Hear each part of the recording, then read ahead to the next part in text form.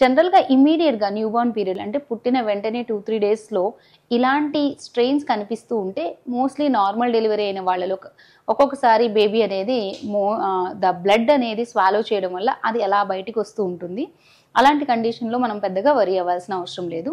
అలా కాకుండా బేబీస్ పెద్దగా అవుతున్నారు. లైక్ 3-4 మంత్స్ తర్వాత చాలా స్ట్రెయిన్ అవ్వడము, చాలా రేర్‌గా కనిపిస్తూ ఉన్నా సరే మనం వెయిట్ చేసి చూడొచ్చు. అలా కాకుండా ఎవ్రీ టైమ్ అనేది ఆ బ్లడ్ కనిపిస్తుంది, బ్లడ్ క్వాంటిటీ కూడా సిగ్నిఫికెంట్‌గా ఉంది అనుకుంటే మాత్రం అది మంచి విషయం కాదు. సో, రకరకాల కారణాలుంటాయి దానికి.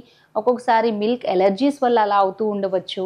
లేదా మనకి ఇంటెస్టైన్స్‌లో కొన్ని కొన్ని ప్రాబ్లమ్స్ ఉంటాయి. అలాంటివి ఉన్నప్పుడు ఉండొచ్చు. సివియర్ ఇన్ఫెక్షన్ వచ్చినా ఇలాంటి బ్లడ్ అనేది మనం చూస్తూ ఉంటాం. సో, మైల్డ్ స్ట్రీక్ ఎప్పుడన్నా ఒకసారి చూసినప్పుడు స్ట్రెయిన్ అయిన తర్వాత వరీ అవ్వాల్సిన అవసరం లేదు. But if it is persistently happening మీరు డాక్టర్‌ని సంప్రదించండి.